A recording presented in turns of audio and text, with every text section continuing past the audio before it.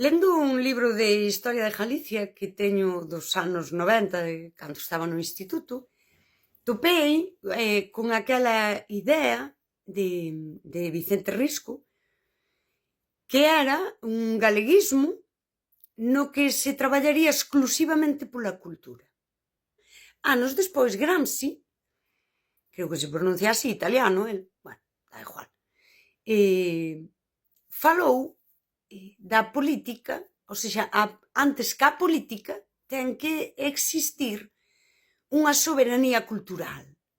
Un pobo debe ter unha identidade cultural moi rexa, sí, ese sentido colectivo, ese sentido do común, para logo chegar realmente a esa política electoral, que era o que Risco non quería para Galicia. O galeguismo tiña que ser traballar só pola cultura, exclusivamente.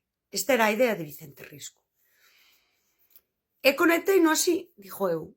Ves, esta idea que converxen o pensamento humano nas distintas etapas, converxe sin que as persoas cheguen a coñecerse nin a conectar na observación, non? De como evolucionan as sociedades.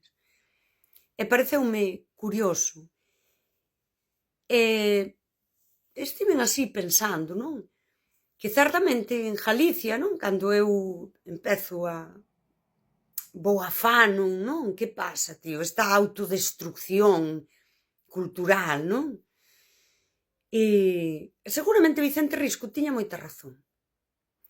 E o que nos faltou, de verdade, foi esa loita, traballo, non loita, non? Porque traballo pola cultura, polas nosas cousas tradicionais. E transformámoslo xusto na loita.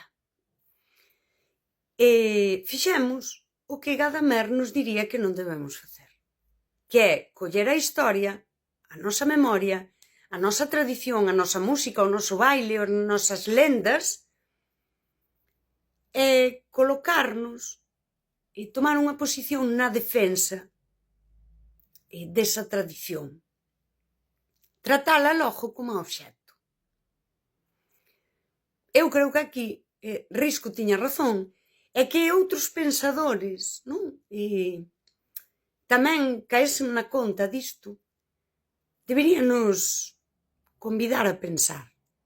E daquela eu aquí quería contar, porque o sábado xuntámonos, que nos xuntamos todos os anos, así como a botarlle a rincadeira do ano, e pois, xuntámonos no local social, cada un leva algo para picar, e non é unha ruada, non é unha foliada, non se fai un cartel, non é unha xuntanza. E ali todo vira da música, do baile, que é o que nos xuntamos, a estas cousas. E eu estaba falando cun rapaz de aí de Silván. Eu faláballe a este rapaz da idea de Castelao e Gadamer, eu tentaba explicar que aquilo que nós vivimos xa é esa cousa de Gadamer, esta idea sempre de como podemos facer que a xente, eu dicía, eu creo que esta xente máis de chapita e estreleira non queren vir aquí porque poderían estar aquí, é dicir, poderían ser parte de nós. E máis isto non pasa, isto é unha realidade. O caso é que estábamos falando isto da eternidade, o horizonte onde estás inmersa e tal, e estaban ali 3 compañeiras tocando a pandeireta e o neno dunha, que terá 2 anos, comezou a mitar como bailamos. E o neno colocaba os brazos, non, así no alto, e colocaba os dediños como cando se chisca para bailar. É moi pequeniño, e non bailaba, el movíase, máis a expresión corporal era o noso baile. E daquela eu dixenlle a este de Silván. E como estábamos falando do tema, empezamos así, claro, ves o neno tan... É moi bonito, non? Cando as criaturas fan así. E eu dixenlle, ves, el xa está na eternidade. El xa está inmerso nese horizonte que é a tradición. É preciosísimo, non? Porque despois eu no domingo estaba por aquí e estaba pensando, non? O neno bailando, que con 2 anos non baila, pero mitando o baile, era a expresión viva de moitas teorías filosóficas que falan de política, de tradición e de tempo. É iso, non? É o neno que baila é a frase de Castelao, sí? O neno que baila está na eternidade. O instinto popular que vive en nós transmíteselle a el, pero non llo hai que explicar. É instinto popular.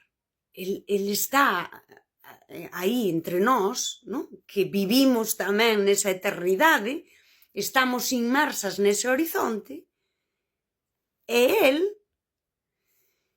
de forma natural, é que aquí é isto que di Risco, non? Que é difícil explicar algo tan simple, porque cando estás inmersa é difícil de explicar.